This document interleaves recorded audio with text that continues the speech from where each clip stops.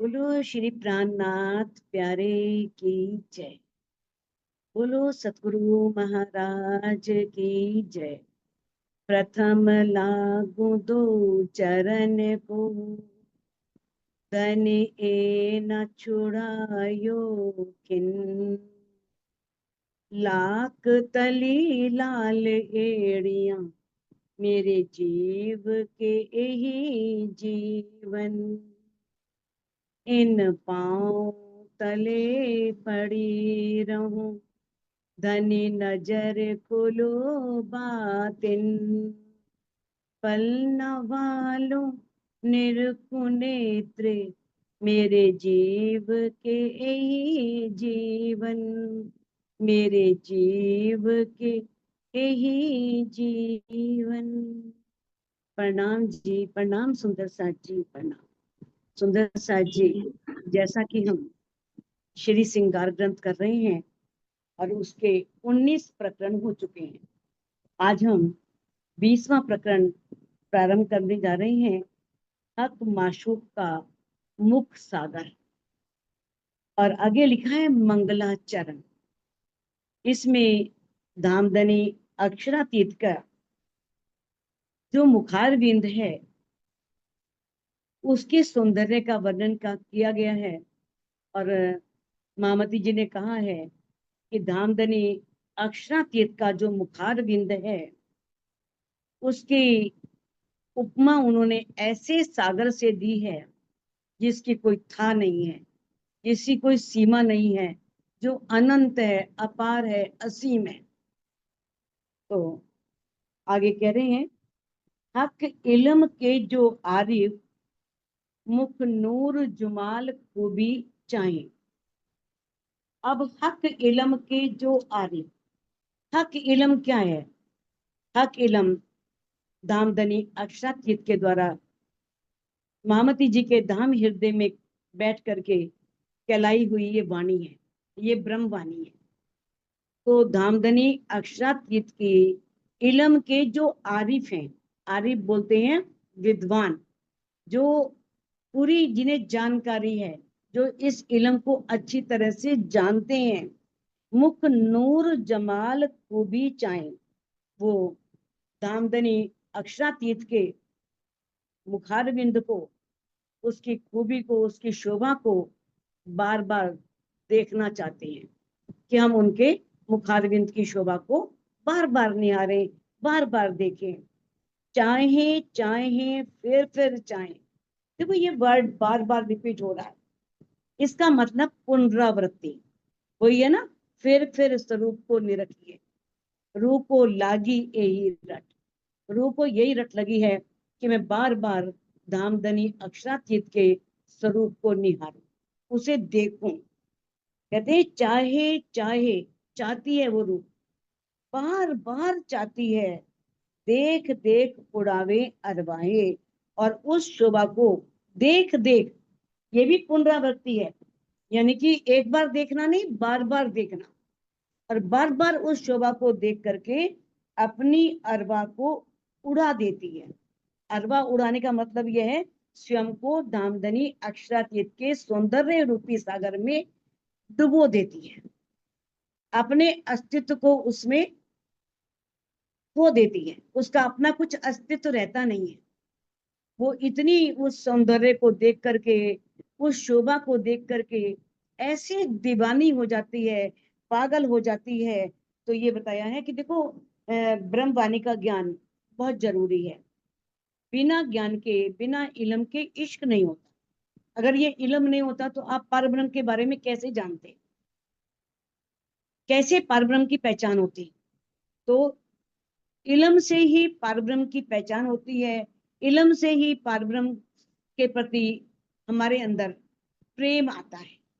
लेकिन इसमें ये बताया है कि अगर मान लो एक रूह ये चाहती है कि मेरी आत्मा की जागृति हो, तो धामधनी अक्षरातीत की शोभा और श्रृंगार में उसे अपने आप को डुबोना होगा, उस शोभा को अपने हृदय में बसाना होगा। तो ये धामधनी अक्षरातीत ने मामती जी के द्वारा ये बात रूहों को स्पष्ट रूप से बता दी है कि जब तक हम धामधनी की शोभा श्रृंगार में नहीं डूबते तब तक हम आत्म जागृति के सर्वोच्च शिखर पर नहीं पहुंच सकते। अगर हम चाहते हैं कि हम उसके अध्यात्म की सबसे ऊंची सीढ़ी को प्राप्त करें तो हमें अपने अंतस्करण में धामधनी की शोभा को, उनके श्रृंगार को अपने हृदय में, अंतस्करण में बसाना। एही काम आसिकन का, हक इलम एही काम। अब राजी ने काम बता दिया है कि काम क्या है आशिकों का। कहते यही काम आशिकन का कि धामधनी अक्षरातीत जो सौंदर्य के सागर हैं और उन्होंने जो ये ब्रह्मवाणी दी है, तो इस ब्रह्मवाणी का काम भी यही है कि धामधनी अक्षरातीत की शोभा को, सौंदर्य को रूहों के सामने रखना, रूहों के दिल में बसाना। और ब्रह्मात्माओं को भी, अगर वो इस संसार में आई हैं, इस माया के ब्रह्मांड में आई हैं, तो ये नहीं कि माया के ब्रह्मांड में आकर के सब कुछ भूल जाएं। भूल गई, लेकिन जब राजी ने याद दिलाई तो याद दिलाने के बाद तब यानी कि उनका काम यही है कि अगर उन्हें वाणी के द्वारा पता लग गया है कि हमारी आत्मा के प्रीतम नूर जमाल हैं, सौंदर्य के सागर हैं, इतने सुंदर हैं, तो उस शोभा और उस श्रृंगार को अपने हृदय में बसाएं। ये काम है आशिकों का और यही काम है ब्रह्मवाणी का। ब्रह्मवाणी इसीलिए उतरी है ताकि रूहों के दिल में जो पारब्रह्म है उनकी शोभा बसे और परम धाम के 25 पक्षों में रूहें विचरण करें। नूर जमाल का जमाल छोड़े न आठों याम। जो रूह है ना, वो पार ब्रह्म अक्षरातीत के सौंदर्य को जमाली के गुण कहते हैं, यानी कि इस संसार में ऐसा कोई सुंदर है ही नहीं उससे अधिक, इतना सौंदर्य। तो वो उसके उस सौंदर्य को आठों याम, यानी कि आठों पहर, 4 पहर दिन के, 4 पहर रात के, आठों याम उस सौंदर्य को, उस शोभा को छोड़ती नहीं है। उस सौंदर्य को, शोभा को अपने धाम हृदय में अंकित कर लेती हैं, अपने धाम हृदय में बसा लेती हैं। खाते पीते उठते बैठते सोवत सुपन जागृत। अब बताया है कि जो पार ब्रह्म, पूर्ण ब्रह्म परमात्मा की ब्रह्मात्माएं हैं, जिनका उनसे अनादिकाल से संबंध है, तो वो क्या करती हैं? वो जो ब्रह्मात्माएं हैं, रूहें हैं, वो इस संसार में चाहे खा रही हैं, पी रही हैं, उठ रही हैं, बैठ रही हैं, सो रही हैं, सपन में हैं, जाग रही हैं, हर समय अपने माशूक का ही चिंतन करती हैं, अपने माशूक को ही देखने का प्रयास करती हैं। कहने का भाव यह है कि जो आत्म है, जो पर आत्म का प्रतिबिंब है, अब उस आत्म के धाम हृदय में राजी ने, उसी के हृदय में आकर के धनी विराजमान हो गई है, पूरा मूल मिलावा, पूरा परमधाम ले आई है। तो जब उस वो सारी शोभा एक रूह के धाम हृदय में बस जाती है, अंकित हो गई।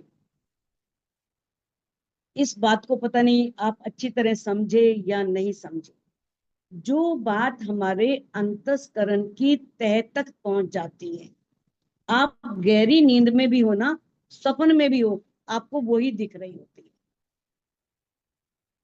क्योंकि वो आपके अंतस्करण की तह तक पहुंची हुई है। और रात को जब आप गहरी नींद में भी हैं, सपन भी देख रहे हैं, तो आपको परम धाम के 25 पक्षी दिख रहे हैं, आप उन्हीं में विचरण कर रहे होंगे। तो वो एक पल के लिए भी वो शोभा उनके हृदय से, धाम हृदय से अलग नहीं होती, उसके हृदय में बस जाती है। हाँ, जीव जो है, जीव जीव जीव का दिल अलग है, आत्म और आत्म का दिल अलग। जो जीव का दिल है वो उस शोभा को भूल सकता है। ऐसा नहीं कि उसे सपने में भी याद रहेगी जीव, आत्म को याद रहेगी लेकिन जीव को नहीं।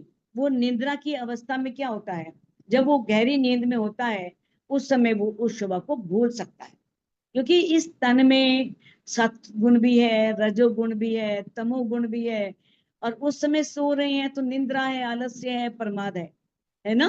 तमोगुण के प्रभाव में है ना जीव, क्योंकि तमोगुण का प्रभाव क्या होता है, निंद्रा, तंद्रा, आलस्य, है ना। निंद्रा, आलस्य, प्रमाद, ये गुण होते हैं तमोगुण के। जब जीव निंद्रा में होता है तो तमोगुण के वश में होता है, तो उस कारण से जीव का जो अंतस्करण है वो काम नहीं करता, वो क्रियाहीन होता है, यानी कि उसकी क्रियाएं नहीं होती। तो जीव अंतस्करण के माध्यम से ज्ञान का अनुभव करता है। कहते हैं ना कि जो सुख पर आत्म को होता है वो सुख आत्म को उतना नहीं मिलता, जो आत्म को मिलता है उतना जीव को नहीं मिलता। जितना जीव को मिलता है वो उतना वो हमारा अंतस्करण ग्रहण नहीं कर पाता। ये सब अलग अलग है। तो इस तरह से कहा है, जब व्यक्ति समाधि अवस्था में है, मतलब वो पिंड से ब्रह्मांड से अलग हो गया। समाधि अवस्था में समाधि अवस्था होती वही है जिसमें हम बैठे रहे तो हमें 4 5 6 घंटे तक भी होश ना रहे और हम ध्यान मग्न हैं, इतने ध्यान में मग्न हो गए पता ही नहीं समय कितना हो गया, कितना समय बीत गया। अगर हम बैठे हैं 15 20 मिनट में आंख खुल गई, या आधे घंटे में, या हम ध्यान करके उठ गए, तो ये ध्यान नहीं है, ये समाधि नहीं है। ये तो हम सिर्फ एक ध्यान कर रहे हैं। ध्यान भी 3 घंटे से कम का नहीं होता, वो तो हम एक पूर्ति कर रहे हैं। ध्यान जब हम 3 घंटे तक बिल्कुल हमारा तन बिल्कुल स्थिर अवस्था में रहे, मन स्थिर अवस्था में रहे, वो होता है ध्यान। और समाधि अवस्था इससे भी ऊपर की अवस्था है। अब समाधि अवस्था में क्या होता है, व्यक्ति त्रिगुणातीत अवस्था में होता है। उस समय सतगुण, रजोगुण, तमोगुण कुछ नहीं, बिल्कुल त्रिगुणातीत। अब आत्मा में उस समय आनंद, आनंद भरा होता है आत्मा में, और जीव उसका थोड़ा सा, जरा सा उस आनंद का अनुभव कर लेता है, उसे रसपान हो जाता है। किंतु नींद में वो स्वयं को भूला रहता है। समाधि अवस्था में तो जीव को कुछ मिल सकता है, लेकिन नींद में आत्म ही आनंद लेती है अपने प्रीतम के साथ। देखो आत्मा तो रह नहीं सकती, जब आप गहरी नींद में होते हो तो उस समय वो अपने प्रीतम के साथ विचरण कर रही होती है, आनंद ले रही होती है। और जो जीव है वो समाधि अवस्था में थोड़ा सा, उसे जो भी आत्म ने आनंद लिया थोड़ा सा उसको रसपान हो जाता है, फिर वो जीव रुकावट नहीं डालता, क्योंकि वो उस आनंद को बार बार प्राप्त करना चाहता है। वो फिर सहायक बन जाता है। कहते दम न छोड़े माशुक को, जाको होए हक निस्बत। जिसकी धामधनी के साथ निस्बत है, जिसका अखंड संबंध है, वो एक पल के लिए भी अपने माशूक को छोड़ नहीं सकता। वो रूह कभी नहीं छोड़ सकती एक पल के लिए भी, क्योंकि वो हर समय उन्हीं की शोभा को अपने दिल में बसा करके उन्हीं के ध्यान में, उनके ही ध्यान में हमेशा व्यस्त रहती, मगन रहती है, डूबी रहती है। हक वर्णन फिर फिर करे, फिर यही बात।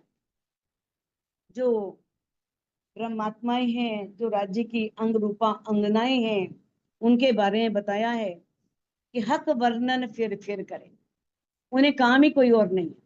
वो बार बार राज्य की ही बात करती हैं, राज्य की शोभा को ही बार बार दोहराती हैं, फिर यही बात। और वो बार बार इसी चिंतन में रहती हैं, बार बार इन्हीं बातों को दोहराती हैं। यही अर्श रूहों खाना पीना, ये अर्श की रूहों का खाना और पीना है। यही वतन विसात, और यही परम धाम की अनमोल, वतन मैंने परम धाम, विसात मैंने संपत्ति, निधियां, खजाना, यही परम धाम का अखंड खजाना है। क्या खजाना? प्रीतम की याद में खोए रहना, प्रीतम को हर पल निहारना, हर पल देखना। अब ब्रह्म सृष्टियों का भोजन करना जो है और जल पीना क्या है?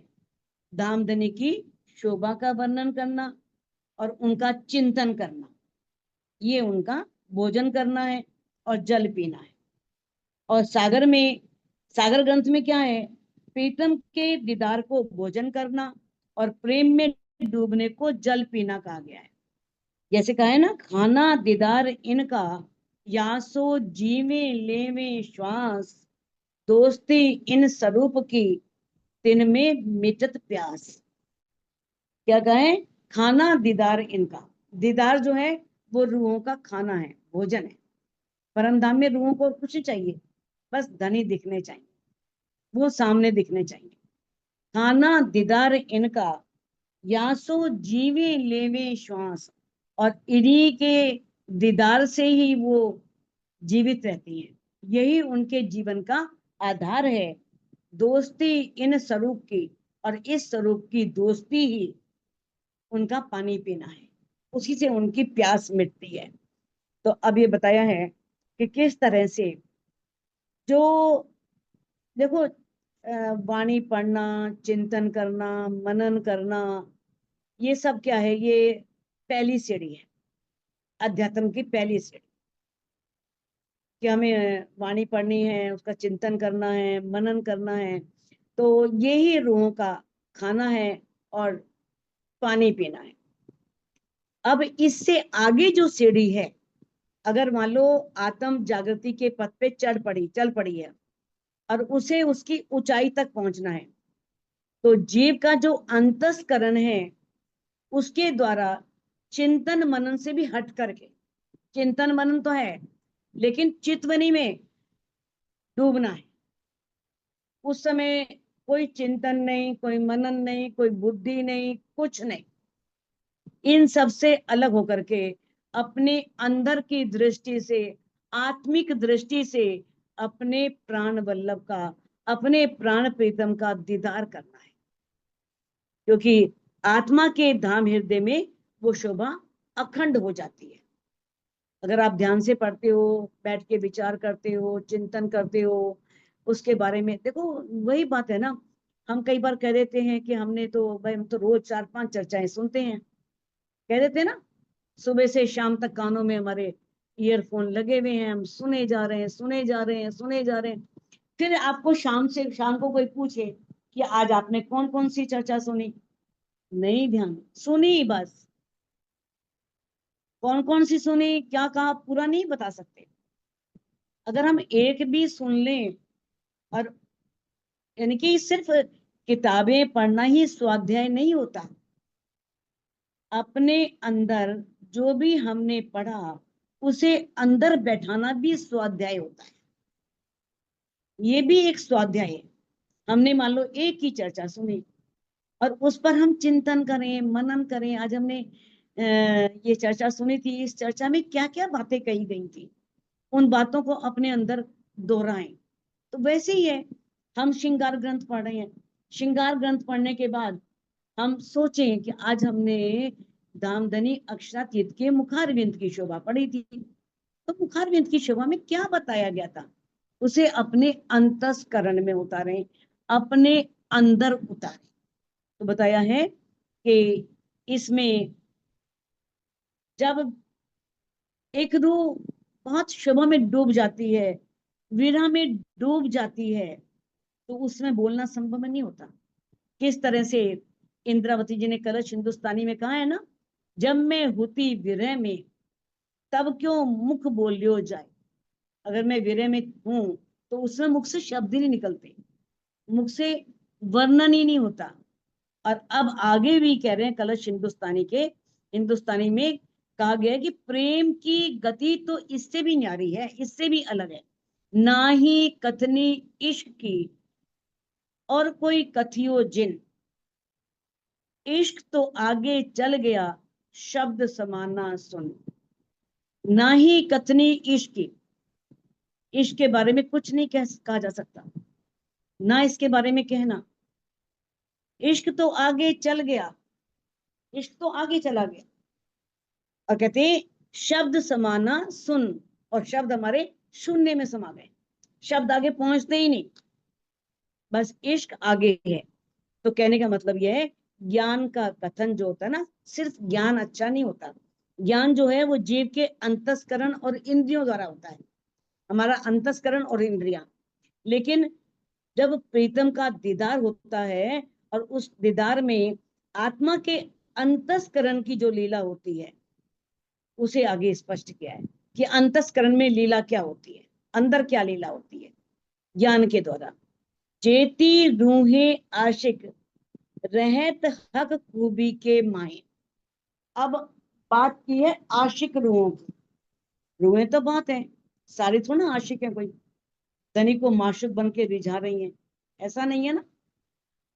तो अब इंद्रावती जी कह रही हैं कि जो धामधनी की आशिक रूहें हैं, जो धामधनी पर समर्पित हैं, जो अपने माशुक को रिझाना चाहती हैं, रहत हक खूबी के माए, वो हमेशा प्राण प्रीतम की शोभा में डूबी रहती है। वो कहती है हक खूबी के माए, खूबी मैंने शोभा, सौंदर्य, उस सौंदर्य के अंदर डूबी रहती हैं। रूह को छोड़ के वजूद कोई जाए ना सके क्या है। कहते हैं अब वो आत्मा के द्वारा जो प्रेम लक्षणा भक्ति है, उसको छोड़ करके जो शरीर के द्वारा होते हैं कर्म कांड, उस पर नहीं चल सकते, कहीं जा ही नहीं सकते। जो रूह धनी की शोभा में डूब गई, वही कहते हैं ना कि शरीयत छूटती नहीं है, छोड़नी नहीं पड़ती, छूट जाती है। हम कहें ना हम शरीयत छोड़ दें, नहीं छोड़ सकते। लेकिन जैसे ही रूह आगे बढ़ती है, वो हकीकत में आती है और आगे मार्फत में पहुंचने का प्रयास कर रही है, ध्यान में समाधि अवस्था में लगी हुई है, तो अपने आप ही कर्मकांड शरीयत छूट जाती है। तो वो कभी भी नहीं करेगी, कर्मकांड करेगी नहीं। रूह को छोड़ के वजूद कोई जाए ना सके क्या है। ये शरीर जो है ना, वो आत्म को छोड़ करके और कहीं जा ही नहीं सकता, यानी कि वो कभी भी कर्मकांड नहीं करेगी। अब ये चौपाई बड़ी महत्वपूर्ण है, सारी चौपाइयां महत्वपूर्ण है। वाणी की कौन सी चौपाई है जो महत्वपूर्ण नहीं है, या रूहों को सिखापन नहीं दे रही है। लेकिन इस चौपाई में क्या बताया, ए ही हक इल्म को लक्षण, आशिकों ए ही लक्षण। जो राज्य का ये इल्म है, जो ये ब्रह्मवाणी है, ब्रह्मवाणी की पहचान भी यही है। ब्रह्मवाणी की पहचान क्या है? परम धाम को जाहिर करना, पार ब्रह्म को जाहिर करना। वाणी जाहिर कर रही है ना, सारे दृष्टांत सब प्रमाण दे करके, हरद्वार के प्रसंग के द्वारा, सब ग्रंथों के प्रमाणों के द्वारा, यही हक इल्म को लक्षण, ब्रह्मवाणी का लक्षण भी यही है। और जो आशिक हैं दामदनी के, उनका लक्षण भी यही है कि हम, क्या लक्ष्य है उनका, कि हम अपने प्रीतम को जाहिर करें, अपने धामधनी को जाहिर करें, प्रकट कर दें, सबको पहचान करा दें कि पार ब्रह्म कौन है, पार ब्रह्म कैसे हैं, उनका स्वरूप कैसा है, उनकी लीला कैसी है। यही इल्म इश्क के आरिफ, और इल्म के और इश्क के ज्ञाता भी यही है। इश्क भी इनके अंदर आना है, और इल्म की वास्तविक पहचान भी इनको होनी है। उनकी गहराइयों तक भी कौन पहुंचेंगे? जो आशिक हैं। आशिक यानी कि जो ब्रह्म सृष्टियां हैं, वही इल्म और इश्क के वास्तविक ज्ञाता हैं, यानी कि यथार्थ वास्तविक पहचान इन्हीं को होती है। सोई अरस रू मोमिन, और जो पार ब्रह्म की पहचान कर लेती है, अपने घर की पहचान कर लेती है, और उस धनी के पहचान से, इल्म से इश्क में डूब जाती है, वो ही परम धाम की ब्रह्म सृष्टि है। ये पहचान है। आगे भी पहले आप सारे सुन चुके हो, ब्रह्म सृष्टियों के स्वाग्नियों के लक्षण पढ़ चुके हो। अब ये एक लक्षण बताया है कि वही वास्तव में ये पहचान है। जैसे पता लगता है ना, जिन्होंने कृपाण धारण की हुई है, सिर पे बाल रखे हैं, लंबे बाल हैं और केश हैं, तो वो सरदार बोल देते हैं ना कि ये सरदार हैं भाई। पहचान होती है ना उनकी, उनकी वेशभूषा। ऐसे जो मुस्लिम है उनकी भी पैजामा कुर्ता और एक टोपी सी इस तरह से, ये उनकी पहचान होती है ना। तो हरेक की, पंडितों की अलग पहचान होती है, सन्यासियों की अलग पहचान होती है। उनकी वेशभूषा से पता लग जाता है कि ये सन्यासी हैं। अब जो ब्रह्म सृष्टियां हैं उनकी पहचान इसी से होगी कि वो किस तरह से धनी के प्रेम में डूबी होंगी और सबको अपने प्रीतम की पहचान करवाएंगी। उनका ये होगा कि हम सबको पार ब्रह्म की पहचान करवाएं। तो ये उनका वास्तविक पहचान है। अब ये मंगलाचरण संपूर्ण हुआ। मंगलाचरण के बारे में हम पहले भी बात कर चुके हैं कि मंगलाचरण क्यों आवश्यक है ना, इसके बारे में बता चुके हैं। मंगलाचरण, आप देखो जहां भी कोई ऐसी महत्वपूर्ण बात आती है तो मंगलाचरण आता है। क्यों? क्योंकि राज्य से, जैसे हम कोई भी शुभ कार्य करते हैं तो हम उस परमात्मा से प्रार्थना करते हैं कि हमारा ये कार्य परिपूर्ण हो जाए, है ना। अब इंद्रावती जी धामधनी की शोभा का वर्णन, मुखारविंद की शोभा का वर्णन करने जा रही हैं, तो वो यही चाहती है ना कि ये शोभा सभी रूहों के दिल में बस जाए। सब रूहें इसे सुन करके धामधनी की शोभा में खो जाएं और अपने अंदर, अपने अंतस्करण में उनकी शोभा को अंकित कर लें। अब आगे 7वीं चौपाई है, वर्णन करो रे रूजी माशुक मुख सुंदर। इंद्रावती जी कह रही हैं कि है मेरी रूह, है मेरी आत्मा, अब तुझे वर्णन करना है। क्योंकि धनी ने इंद्रावती जी को ये उत्तरदायित्व दिया है। इस जो धामधनी की शोभा है, श्रृंगार है, उनके अंग हैं, एक एक अंग की शोभा, एक एक वस्त्रों की, आभूषणों की सारी शोभा को जाहिर करना, पूरे परम धाम को जाहिर करना, ये उनका उत्तरदायित्व है। तो वो कह रही है अपनी रूह से कि है रूह, अब तो वर्णन कर माशुक मुख सुंदर, क्योंकि माशुक का मुख बहुत सुंदर है। दामदनी अक्षरातीत जो हमारे प्राणों के प्रीतम है, उनका मुखारविंद सौंदर्य का सागर है। कोमल शोभा अलेखे, खोल रूह के नैन अंदर। कैसी वो शोभा है, कितनी उसमें कोमलता है, और वो शोभा अलेखे, लिखने योग्य नहीं है। उस शोभा को अपनी रूह के अंदर के नेत्रों को खोलो और खोल करके देखो। अब ये चितवनी करने के लिए नहीं कहा गया तो और क्या कहा गया है? कह देते हैं कि वाणी में कहाँ लिखा है चितवनी करो। वाणी की तो बहुत सी चौपाइयां, यानी कि बहुत से क्या, अधिकांश चौपाइयां ये कह रही हैं कि चितवनी में डूबो, चितवन करो। कहते हैं कोमल शोभा अलेखे, खोल रूह के नैन अंदर। अब इंद्रावती जी कहती हैं कि वो शोभा लिखने योग्य नहीं है, उसे लिखा नहीं जा सकता। उस शोभा को लिखने के लिए मेरे पास शब्द नहीं है। अगर उस शोभा को देखना है तो अपने आत्मिक चक्षुओं को, अपनी अंदर की दृष्टि को खोल करके उस शोभा को देखो, उस शोभा को अपने दिल में बसाओ। ललित लाल मुख सागर, कहूं अचरज के अद्भुत। अब जो प्राण प्रीतम है, उनका जो मुख है वो कैसा है? ललित लाल, लालिमा से परिपूर्ण, बिल्कुल ऐसा जैसे कि श्वेत रंग में लाली झलक रही हो, ऐसी लालिमा से परिपूर्ण है उनका मुख सागर। मुखारविंद को सागर का है। जैसे सागर की हम था नहीं ले सकते कि सागर कितना गहरा है, तो वो मुखारविंद कितना सुंदर है, ये सीमा से परे है, ये कहना असंभव है। कहूं अचरज के अद्भुत।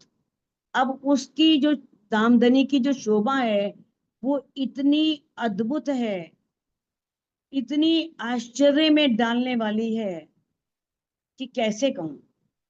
इस नश्वर ब्रह्मांड में, इस माया के ब्रह्मांड में किसी सुंदर पुरुष को देख लेते हैं या स्त्री को देख लेते हैं तो मन करता है, क्या परमात्मा तेरी रचना, क्या रचना की है तूने, कितना सुंदर बनाया है। और मन करता है उसे निहारते रहो, देखते रहो। और इस माया के, इस क्षर ब्रह्मांड के सौंदर्य को क्या कहा गया है कि इससे अरबों खरबों गुना सुंदर। सौंदर्य कहाँ पर है? वैकुंठ में, स्वर्ग में। और उससे भी अरबों खरबों गुना सौंदर्य कहाँ है? योग माया के ब्रह्मांड में।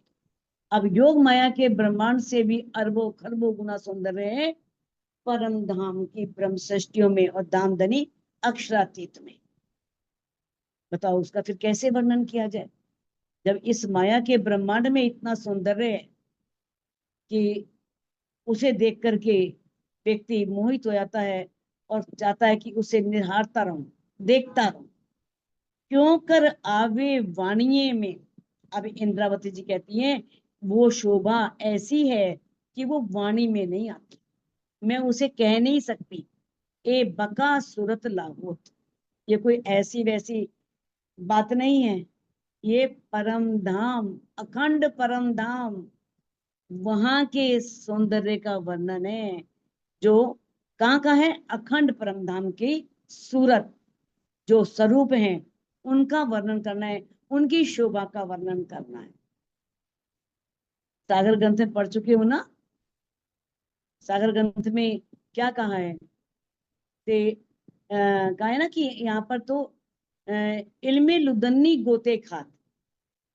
राजी कहते हैं कि भाई जो ये मेरी जबान भी लड़खड़ा रही है और जो ये ब्रह्मवाणी का ज्ञान है वो भी गोते खा रहा है। वर्णन करना हक जात का आसान नहीं है, ब्रह्म सृष्टियों का वर्णन करना।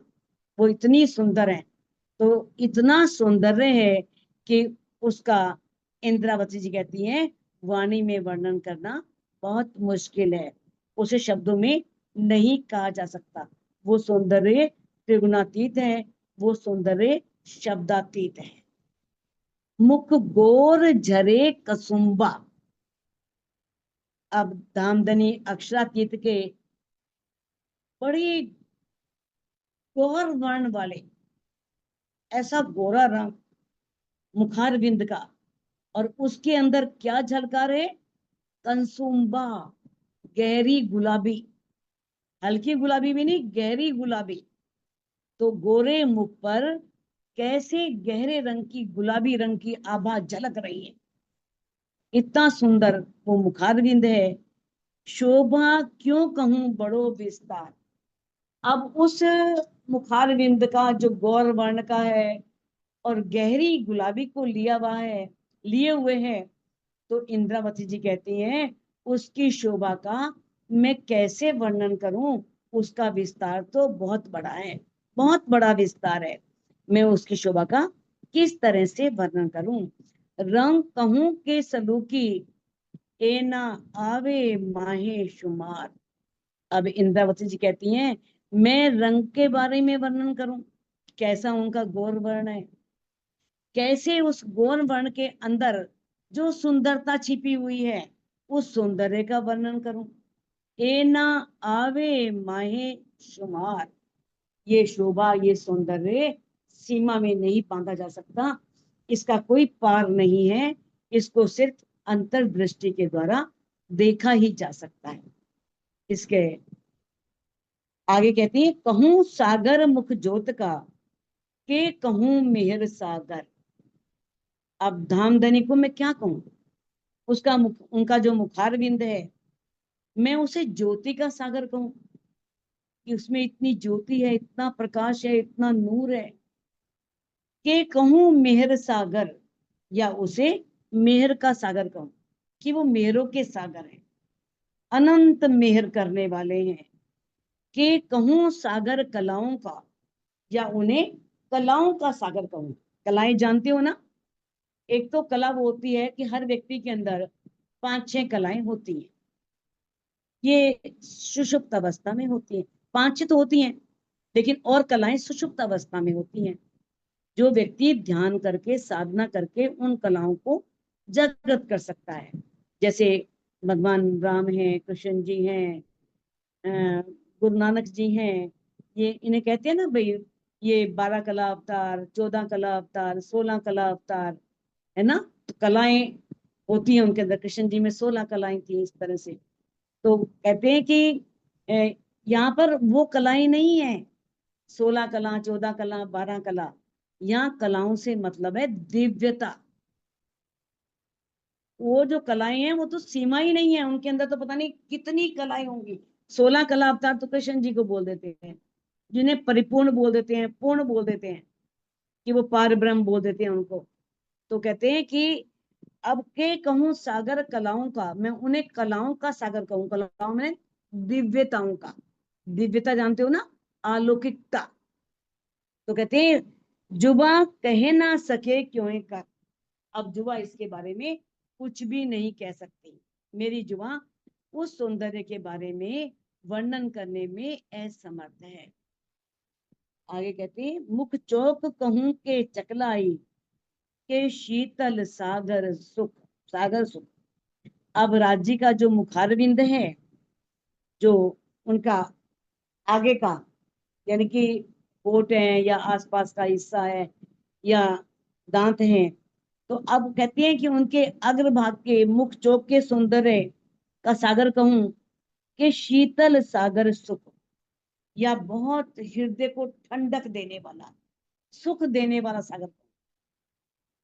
सुख शीतल करूं संसार, धनी ने कहा है ना कि मैं सारे संसार को सुख से भर दूं, सबको शीतल कर दूं। तो वो मैं उन्हें सुख और शीतलता का सागर कहूं, के कहूं सागर रस का, या उन्हें प्रेम का सागर कहूं, जिसमें आनंद ही आनंद है, प्रेम ही प्रेम है। कहते हैं जो नूर जमाल का मुख, जो वो अक्षरातीत धामधनी का मुख है, मैं उनकी, सॉरी गलत बोल गई, जुबा कह ना सके क्यों कर। जुबा इसके बारे में नहीं, नहीं, sorry, मैं भी खो गई, कभी ऊपर कभी नीचे में। आगे है जो नूर जमाल का मुख, जो नूर जमाल का मुख है ना, उसे मैं क्या कहूं, उसकी चकलाई का वर्णन करूं। चकलाई मीन्स बहुत कोमलता, नम्रता, चकलाई एकदम। या फिर उन्हें कहूं कि भाई वो शीतलता के सागर हैं, सुख के सागर हैं। या उन्हें कहूं कि वो प्रेम का सागर है। क्या कहूं मैं, यानी कि उनके बारे में कुछ भी कह पाना संभव नहीं है। आगे कहते हैं के कहूं सागर तेज का, के कहूं सागर शर्म। या उन्हें मैं कहूं कि वो तेज के सागर हैं, क्योंकि उनके अंदर तेज भी बहुत है। इतना तेज है लेकिन तेज ज्वलनशील नहीं है, तेज जलाने वाला नहीं है, शीतलता लिए हुए। तो उन्हें अब कहते हैं कि मैं उन्हें तेज का सागर कहूं, के कहूं सागर शर्म, या उन्हें लज्जा का सागर कहूं।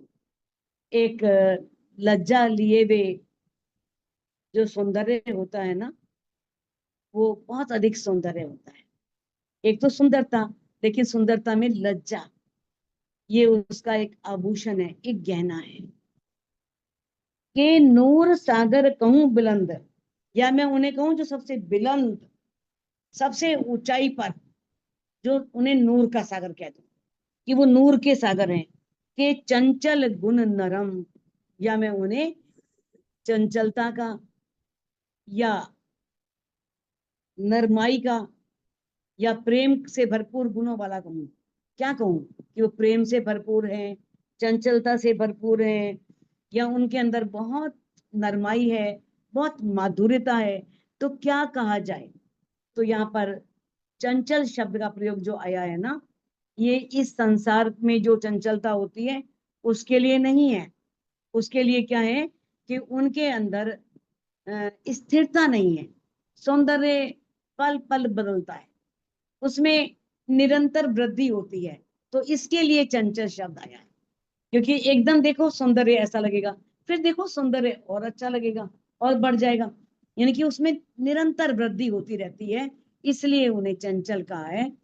तो वैसे उनमें ऐसा नहीं है कि स्थिरता है या जड़ता है, ऐसी कुछ नहीं है। तो इसलिए उन्हें चंचल गुण वाला कहा गया है।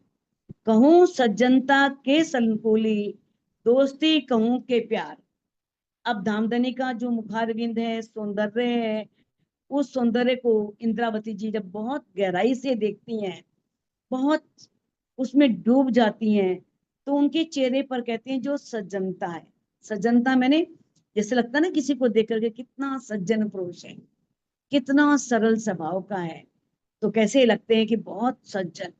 सनकुली, सनकुली मैंने प्रसन्नता से परिपूर्ण, सनकुल।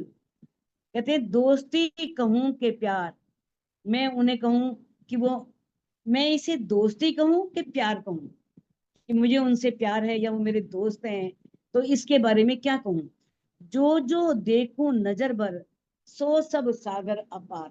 वो दोस्ती के सागर हैं, प्रेम के सागर हैं, सज्जनता के सागर हैं, सौंदर्य के सागर हैं। जब भी मैं नजर भर के उन्हें देखती हूँ, लगातार गहराई से उनको देखती हूँ, तो क्या लगता है, सो सब सागर अपार। तो सारे सागर, चाहे बेर का सागर कह लो, चाहे शांति का सागर कह दो, शीतलता का बोल दो, नम्रता का बोल दो, माधुर्यता का बोल दो, अनेक गुणों के सागर बोल दो, मेर का सागर बोल दो, कुछ भी बोलो, तो कहते हैं सभी सागर अपार हैं, असीम हैं। वो स्वरूप जो है, वो बहुत पवित्र भाव से सबसे प्रेम करता है, सबके प्रति समान है, सनकुल है, सबसे प्रेम करने वाले हैं, हमेशा दोस्ती निभाने वाले हैं, प्रेम का संबंध निभाने वाले हैं। तो क्योंकि वो सबसे प्रेम का संबंध निभाते हैं, तो इसलिए कहा है सागर कहूं पाक साफ का, के कहूं आबदार।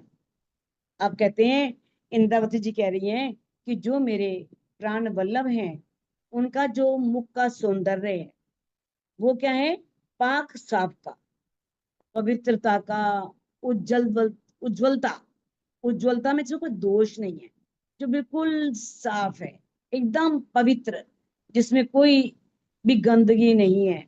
तो पवित्रता का, उज्ज्वलता का सागर कहूं के कहूं आबदार। आबदार बोलते हैं जिसमें बहुत चमक हो, एक कांति हो, एक छटा हो, तो मैं उन्हें कांतिमान का सागर कहूं या पवित्रता का सागर कहूं। हकमुख सागर क्यों कहूं, मैं धामधनी अक्षरातीत के मुख के सागर को कैसे कहूं। सबविद पूर्ण अपार, वो सब प्रकार से परिपूर्ण है, अपार है, असीमित है। वो सौंदर्य अपने आप में परिपूर्ण है, अनंत है। मोमिन दिल कोमल कहिया, तो अर्श पाया खिताब। अब मोमिनों का दिल बहुत कोमल है, तभी तो उन्हें अर्श का खिताब मिला है, तभी तो राजी ने उनके दिल को परमधाम बनाया है। किताब मैंने शोभा, किताब बोलते हैं किसी को उपाधि देना, तो दामदनी ने रूहों के दिल को अर्श की उपाधि दी है, अर्श की शोभा दी है। क्यों दी है, क्योंकि मोमिनों का दिल बहुत कोमल होता है। हक तो दिल मोमिन रूह का, तिन कैसा होसी मुक्ता। जब ब्रह्म सृष्टि के धाम हृदय में अचरातीत विराजमान है, उनके अंदर हैं, तो उनका भी मुख, उसकी शोभा कैसी होगी। उनके मुख भी नूरी होंगे ना, चेहरे पर नूर होगा। तो ऐसे नूरी मुख की कांति के बारे में, शोभा के बारे में इंद्रावती जी कहती हैं, मैं कैसे कहूं। जिन मोमिनों के दिल को धनी ने अर्श बनाया है, उनके मुख भी कैसे हैं, कांति से, शोभा से परिपूर्ण है। तो सुंदर साथ जी इस चौपाई को अनमिट करके आप दोहरा सकते हैं। मोमिन दिल कोमल कैया, मोमिन दिल कोमल कया, तो अर्श पाया किताब। तो अर्श पाया किताब। किताब। तो दिल मोमिन रूह का, तो दिल मोमिन रूह का, तिन कैसा होसी मुख आब, तिन तिन कैसा कैसा होसी मुख होसी आब। मुख आब। बोलो श्री